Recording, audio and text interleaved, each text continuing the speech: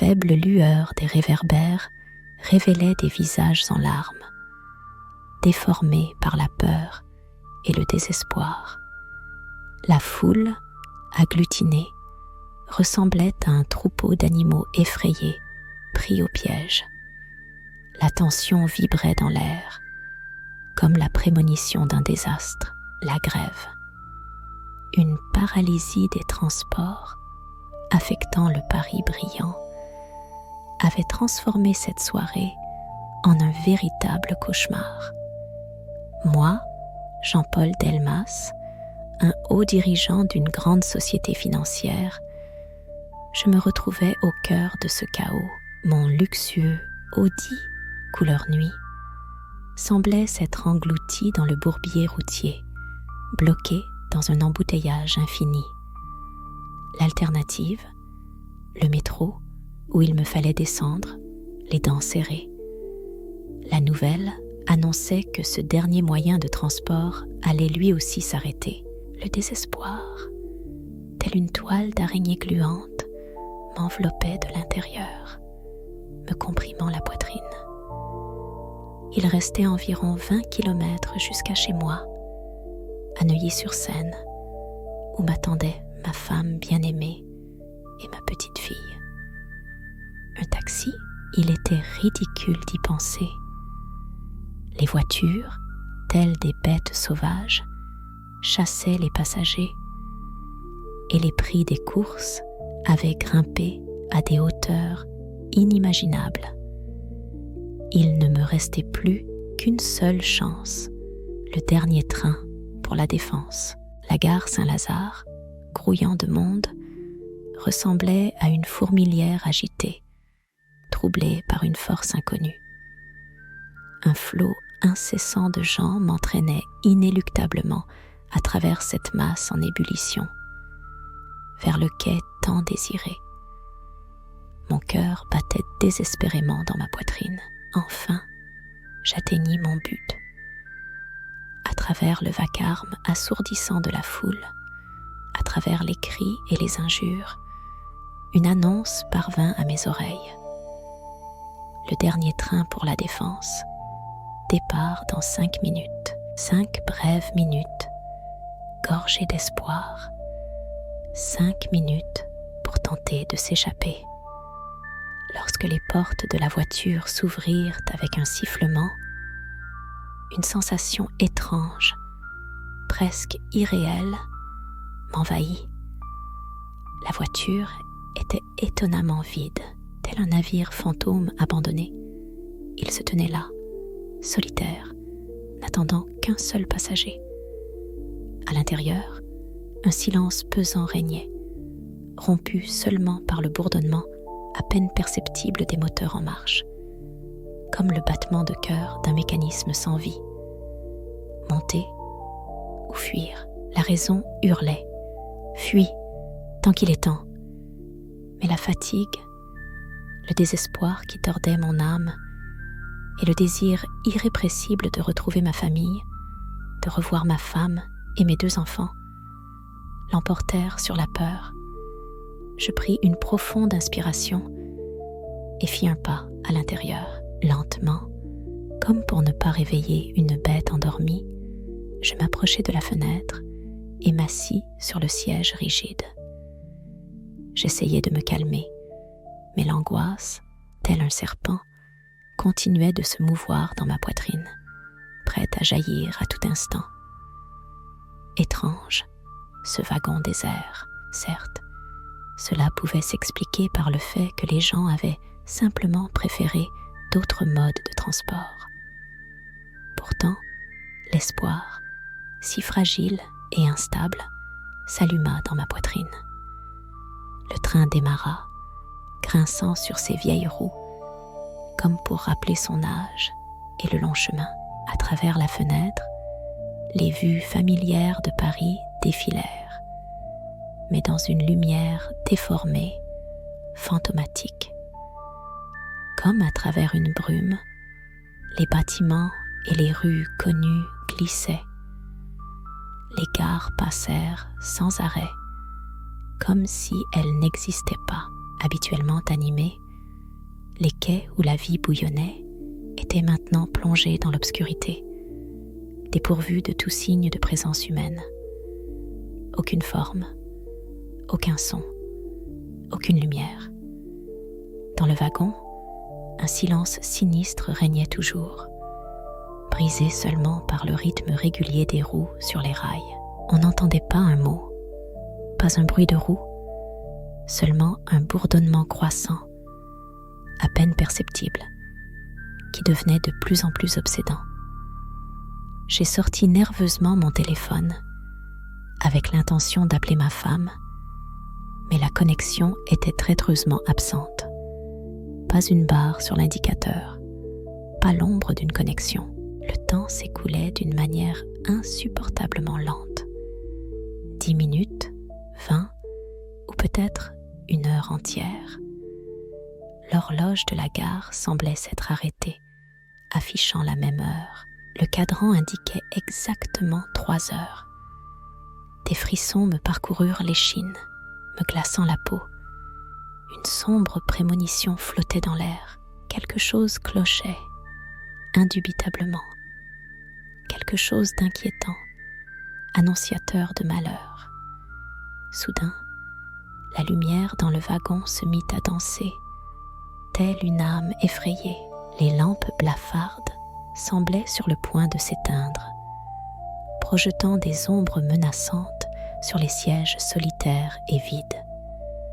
À chaque clignotement, l'atmosphère s'alourdissait, comme avant un orage violent. Mon cœur battait la chamade, prêt à s'échapper de ma poitrine. J'essayais de me ressaisir, me persuadant qu'il ne s'agissait que d'ennuyeux problèmes techniques, conséquence de la grève qui durait depuis presque 1 semaine. Mais la raison sembla s'évanouir, cédant la place à une terreur panique omniprésente. Au fond du wagon, dans son recoin le plus sombre, j'aperçus un mouvement. D'abord, ce n'était qu'une ombre, une silhouette floue, à peine discernable dans la pénombre. Mais à chaque seconde qui s'écoulait, plus pénible que la précédente, elle devenait plus nette, prenant forme. Quelque chose de sombre, de grand, de forme indéfinie, comme tissé de l'obscurité même, s'approchait lentement, mais sûrement. Mes cheveux se dressèrent sur ma tête et des frissons parcoururent mon échine. Je sursautai, reculant pour me cacher derrière le siège. Ce n'était pas une hallucination, ni le fruit d'une imagination débridée. Il s'approchait réellement de moi. L'être, ou plutôt ce que l'on pouvait à peine qualifier ainsi, avançait inexorablement, lentement, mais sûrement. Il était grand, incroyablement mince, comme étiré à l'extrême, au bord même de la réalité. L'ombre qui tourbillonnait autour de lui cachait ses traits, mais je sentais vivement sa présence, cette énergie glaciale et malveillante qui émanait de lui. J'allais crier, émettre le moindre son, mais de ma gorge ne sortit qu'un râle. J'ai tenté de fuir, de me sauver, mais mes jambes se sont dérobées, foudroyées par une force inconnue. La peur, gluante et omniprésente, m'a saisi, paralysant chaque muscle, chaque cellule de mon corps. Le scintillement de la lumière dans la voiture s'intensifia, transformant l'espace en un théâtre d'ombres effrayants où dansaient des silhouettes spectrales. Une silhouette, dissimulant quelque chose de sinistre, s'est rapprochée de plusieurs pas, comme si elle voulait révéler au plus vite ses mystères. Maintenant que la distance s'était réduite, j'ai pu distinguer ses contours. Des mains, anormalement longues, comme tissées de cauchemars, se tendaient vers moi. Un visage déformé, comme modelé à partir des ténèbres mêmes, exprimait l'inexprimable. Puis, un son parvint à mes oreilles, silencieux mais mais insistant, il s'infiltrait au plus profond de mon cœur. Le grincement du métal contre le métal, comme si quelqu'un raclait lentement la rouille. Ce son se rapprochait avec la créature, annonçant un danger imminent. Je me suis recroquevillée dans le coin le plus éloigné, cachant mon visage dans mes mains. Je savais que c'était inutile. Quelque chose approchait, se rapprochait toujours plus. Et à cet instant précis, alors que je sentais sa présence, le monde autour de moi s'éteignit. Les ténèbres totales, absolues, s'installèrent, où il n'y avait rien d'autre que le froid glacial qui pénétrait jusqu'aux os. Je m'étouffais, essayant convulsivement d'inhaler ne serait-ce qu'un peu d'air raréfié et lourd. Chaque cellule de mon corps hurlait d'horreur. À travers mes doigts serrés, je sentais sa proximité, son souffle glaçant qui brûlait ma peau de froid. L'obscurité s'épaississait autour de moi, poisseuse comme de la poix. Dans cette nuit d'encre, où aucune lueur ne perçait, un murmure s'éleva soudain, doux, à peine perceptible, comme un sifflement de serpent. « Tu ne sortiras plus. » J'essayais de m'extirper de cette prison glaciale qu'était la peur, d'émettre un cri, mais il s'éteignit aussitôt dans cet abîme, incapable de percer l'épais voile des ténèbres. Un silence s'ensuivit, un silence de mort, oppressant, qui martelait mes oreilles. Et puis, comme obéissant à une volonté, la lumière jaillit. Je regardais autour de moi, une voiture vide.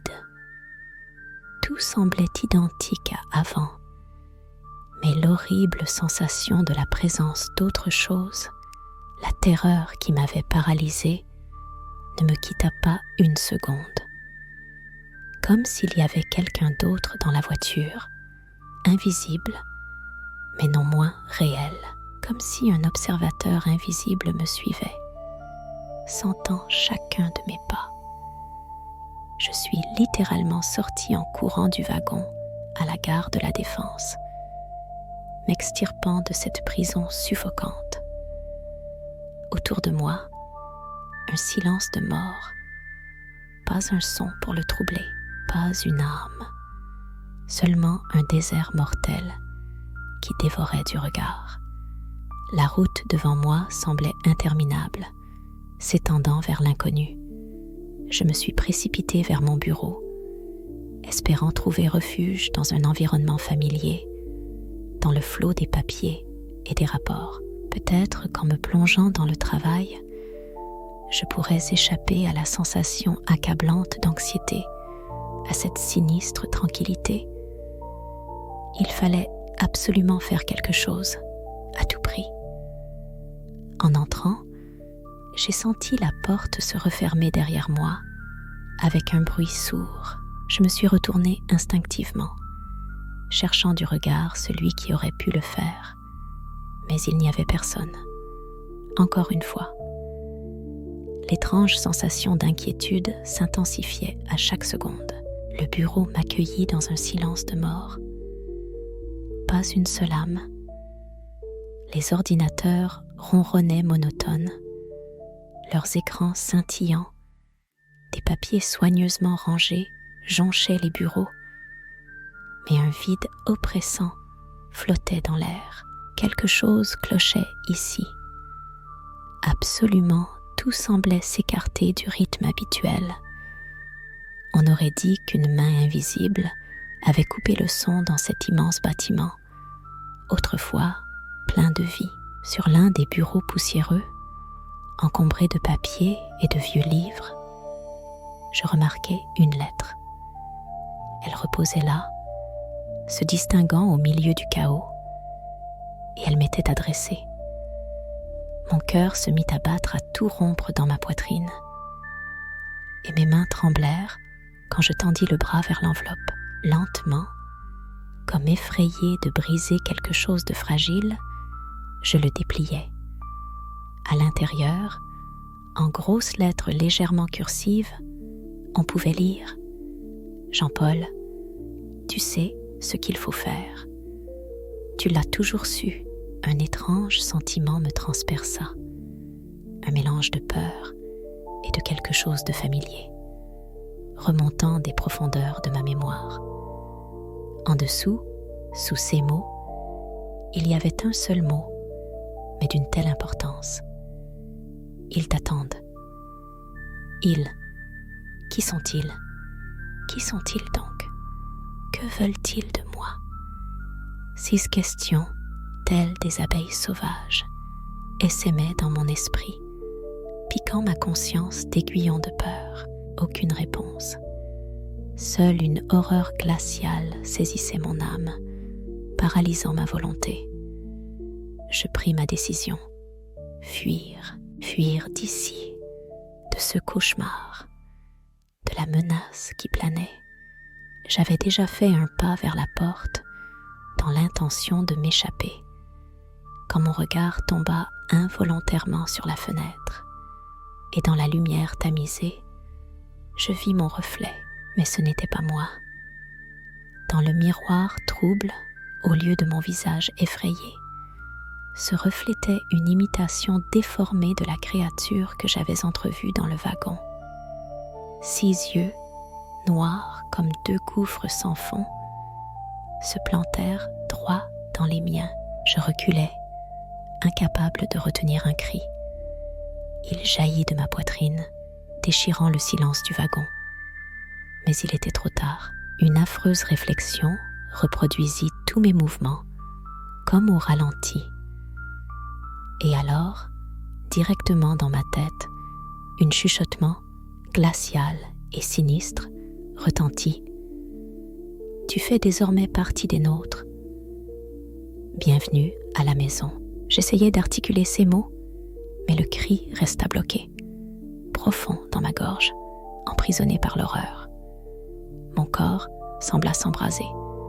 Les os craquèrent et se brisèrent, se restructurant pour prendre une forme monstrueuse. Ma peau, autrefois claire, pâlit et s'obscurcit rapidement, comme si elle absorbait toutes les ténèbres environnantes. Je sentis une obscurité froide, dévorante, m'envahir de l'intérieur, remplissant peu à peu chaque cellule de mon être. Au lieu de mon reflet effrayé dans la vitre embuée du wagon, il réapparut une abominable, déformée ressemblance humaine.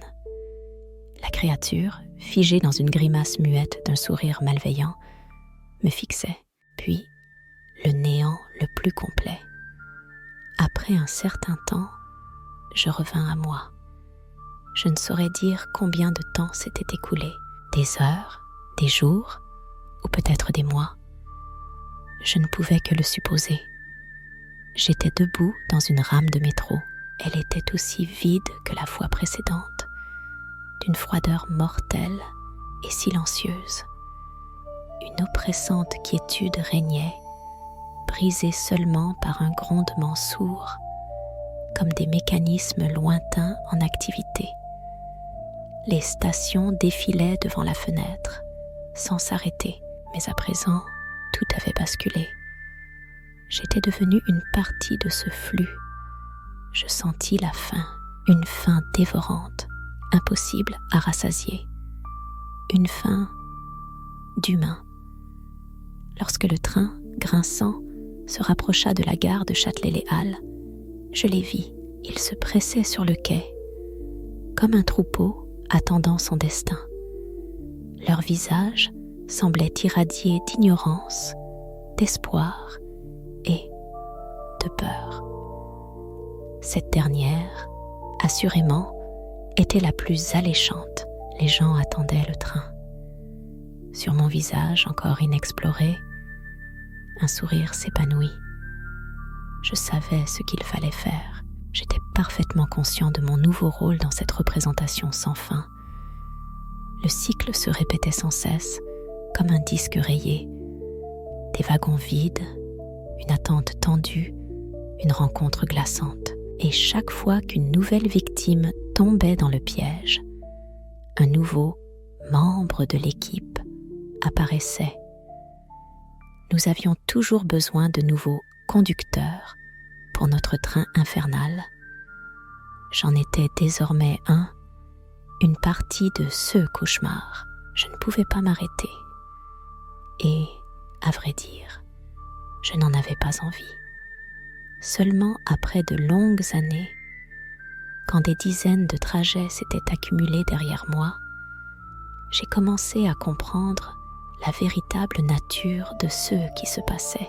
Une grève, un effondrement total des transports.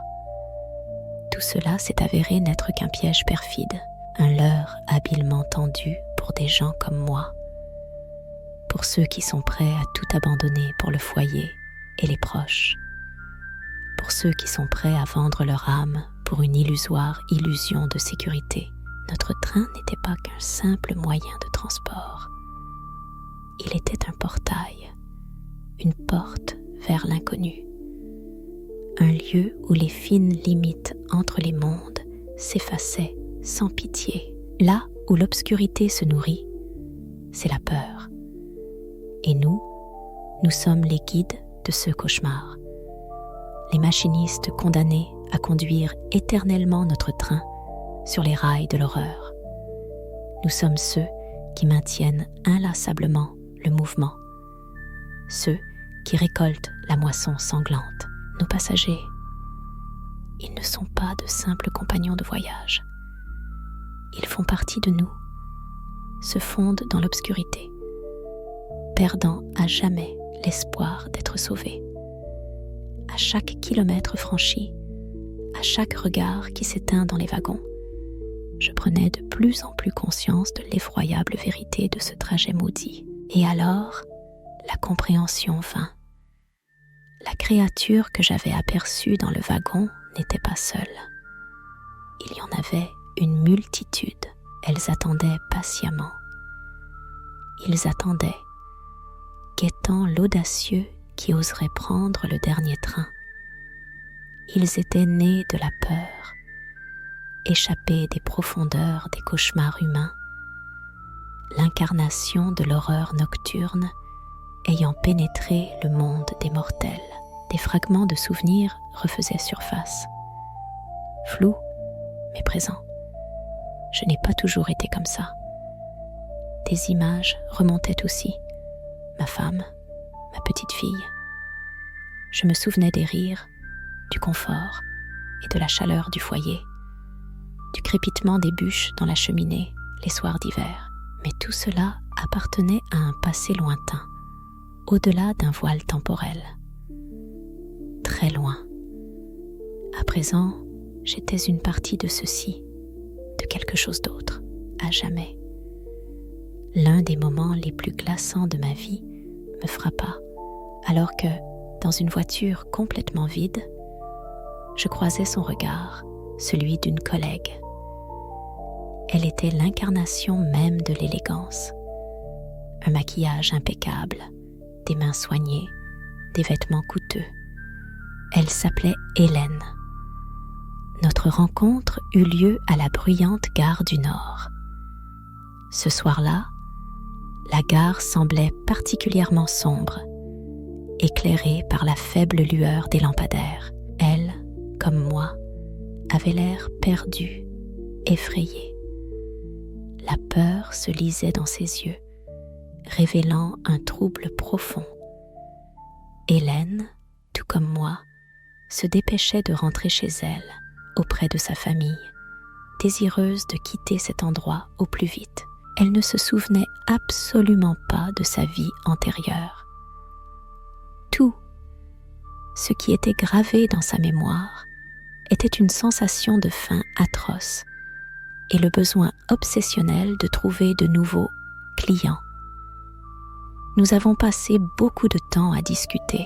Nous avons évoqué nos peurs les plus profondes, partagé nos espoirs les plus fragiles. Ensemble, nous avons essayé de comprendre ce qui se passait, de trouver un sens à ce cauchemar qui nous hantait, tel un mauvais sort. au moment même où nous devions nous fondre l'un dans l'autre, j'ai aperçu son reflet dans la vitre embuée, et dans ce miroir déformé, sa véritable essence s'est révélée. Le spectacle était d'une horreur insoutenable. Elle est apparue sous un aspect étranger à la nature humaine, empreint d'une laideur cauchemardesque. J'ai compris. Elle était l'une d'entre elles. Mon cœur, transpercé comme par une lance glacée, s'est arrêté un instant, et mon corps a reculé de frayeur. Je l'ai compris. Même si l'évasion, la liberté, étaient inscrites dans nos destins, cela restait impossible. Nous sommes liés, condamnés à jamais à ce sort. Depuis que cette prise de conscience m'a envahi, nous agissons avec une prudence et une discrétion accrues. Nous avons approfondi l'étude du système, de ses subtilités et de ses mécanismes. Nous avons appris à reconnaître les signes avant-coureurs de l'arrivée d'une nouvelle victime. Nous avons perfectionné l'art de l'appât, appris à créer une illusion d'espoir, si facile à croire. Nous attendons toujours. Nous attendons dans l'obscurité, lorsque le monde s'endort et que le silence devient notre allié. Nous orchestrons méticuleusement la scène, tels des metteurs en scène d'un spectacle funeste. Nous choisissons le moment idéal, celui où la vigilance et les défenses humaines faiblissent. Nous recherchons les plus vulnérables, ceux dont la vie ne tient qu'à un fil. Grève, catastrophe, sismos, tels des phares, illuminaient notre chemin, pointant vers la possibilité d'un gain facile. Crise. Ce sont nos outils, implacables, mais nécessaires. J'ai vu ma famille pour la dernière fois il y a 1 an. 12 longs mois se sont écoulés comme un instant infini. J'étais là, fixant une réalité en fuite. Sur le quai, à Neuilly-sur-Seine, les reflets de cette soirée sont encore vifs dans ma mémoire. Ma fille, riant aux éclats, poursuivant un ballon sur l'herbe, et ma femme, dégageant chaleur et sérénité, préparant le dîner dans leur petit appartement, si douillet. Je ne pouvais même pas m'approcher d'eux, me contentant d'observer cette idylle de loin. J'étais différent, étranger pour eux, un fantôme du passé. J'ai ressenti une douleur aiguë, me transperçant de l'intérieur. La douleur de la perte, rongeant l'âme, et la douleur d'une impuissance absolue, étreignant le cœur dans une étau. Je n'ai pu retenir mes larmes, et de déchirantes larmes ont coulé sur mes joues, mais elles étaient noires comme la nuit, ayant englouti l'espoir. Et jusqu'à ce jour, dans les moments les plus sombres, je les vois. Les ombres de ceux qui n'ont pas encore franchi le pas fatal, qui ne sont pas encore des nôtres, ceux qui regorgent encore de vie et de foi en l'avenir, ceux qui cherchent une issue. Ils étaient saisis par l'espoir. Ils prenaient place dans le train, se collant aux fenêtres. On lisait la foi dans leurs regards, la foi en un avenir meilleur qui les attendait. Je savais ce qui allait se passer ensuite, mais il ne restait plus qu'à attendre. À l'une des gares, une jeune fille est montée dans mon wagon. Elle était jeune, d'une beauté éclatante, mais semblait maintenant effrayée. Une fine tremblement parcourut ses épaules. « Je suis en retard au travail », murmura-t-elle, sa voix empreinte d'anxiété. « Il faut que j'y aille, vraiment. » Je déplaçai mon regard de son visage inquiet vers l'horloge qui affichait 7 heures du matin. En regardant ses yeux pleins d'espoir, Je sentis une chaleur se répandre dans mon cœur. Mes lèvres s'étirèrent en un sourire spontané. « Tout ira bien », soufflai-je, essayant de convaincre autant moi-même qu'elle. « Tout ira très bien ». Je la suivis du regard, alors qu'elle prenait place sur le siège du vieil autobus, dont le grincement résonnait dans le silence matinal. Le cœur battait désespérément, comptant les secondes de l'attente. Je restais immobile, contemplant son profil, cherchant à mémoriser chaque détail, chaque ligne. Soudain, quelque chose craqua douloureusement dans ma tête. Instantanément, je me souvins. La compréhension, comme un coup, me transperça. Je compris. Nous ne choisissons pas ceux qui deviendront les victimes. Nous ne sommes nous-mêmes que des victimes. Le train, en grondant, ne se contente pas de transporter les gens du point A au point B. Il les engloutit comme une bête insatiable. Il aspire tout, emportant vers une autre réalité. Un monde où l'espoir n'est qu'un mot oublié et la peur éternelle le seul maître. Nous sommes des otages, prisonniers de notre propre destin, condamnés à une souffrance éternelle. Soudain, le train, qui filait à toute vitesse sur les rails, tressaillit et s'arrêta. Gare, Châtelet-Les Halles. L'air glacial de la rue s'engouffra dans la voiture, apportant avec lui une odeur de brûlé et une prémonition de malheur. Et voilà que la porte s'ouvrit, laissant entrer dans l'espace exigu une nouvelle victime, un autre malheureux qui allait partager notre sort.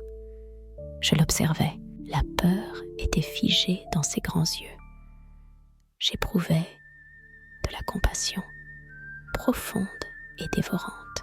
Mon cœur se serra, prémonitoire. Je savais ce qui allait se produire dans les instants suivants, et je compris que j'étais impuissant à changer le cours des choses. L'impuissance me ligota, corps et âme. Soudain, mon attention fut attirée par la surface de la fenêtre. Dans le reflet, je vis, moi, je me souvins. Une image remonta à la surface de ma mémoire. J'étais sur le quai, perdu dans la foule des personnes en attente. J'étais celui qui, quelques instants plus tard, serait assis dans le train, respirant l'air vicié des wagons.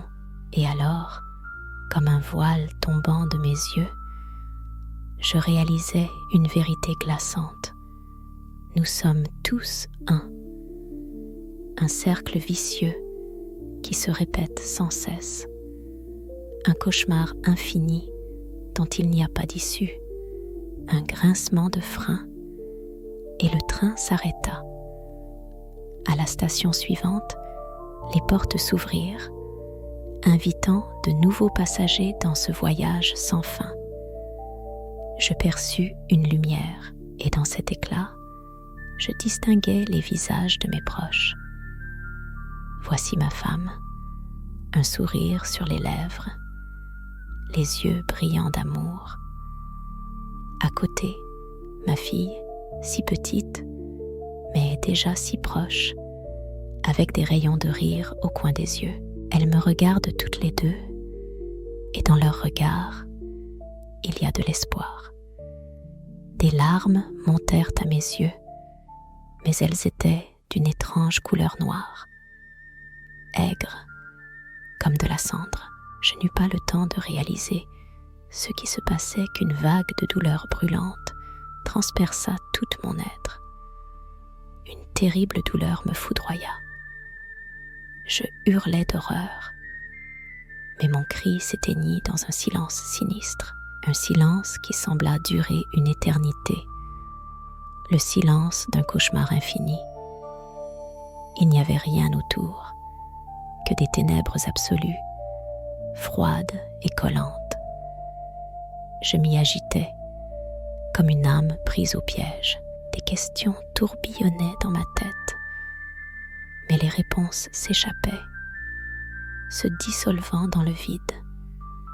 Je ne savais plus qui j'étais. J'étais tout et, en même temps, rien. Il n'y avait ni passé ni futur, seulement cet affreux présent. J'étais l'incarnation d'un train, porteur des ténèbres. Et dans cette nuit impénétrable, je ne savais qu'une seule chose. Cela ne finirait jamais. Au fond du long wagon résonnant, comme surgissant de nulle part, apparut une silhouette. Grande, anormalement étirée, elle se dissolvait dans l'obscurité, mais ses contours se précisaient de plus en plus. Elle s'approchait implacablement. Sa marche silencieuse dans le wagon présageait quelque chose d'horrible qui allait se produire. J'attendais, retenant mon souffle. Et voici, enfin, ce moment arriva. Et maintenant j'étais l'un d'eux.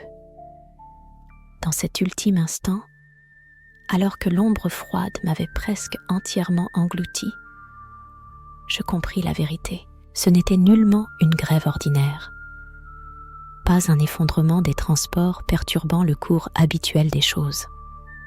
Non, c'était un cycle éternel, un cercle vicieux, un cycle tissé de peur et de désespoir, un cycle d'une douleur insoutenable qui durerait pour toujours, un cycle d'obscurité éternelle. Et puis, le silence, vibrant dans les oreilles. On aurait dit que le monde entier s'était arrêté, plongé dans une obscurité impénétrable, seul, quelque part au loin, comme un fantôme, parvenait le grondement d'un train, poursuivant son voyage infini sur des rails d'acier. Ce grondement semblait durer éternellement, rappelant le mouvement éternel, même dans ces ténèbres totales. Il semblait annoncer un voyage sans fin, voué à la répétition, un cycle dont il était impossible de s'échapper.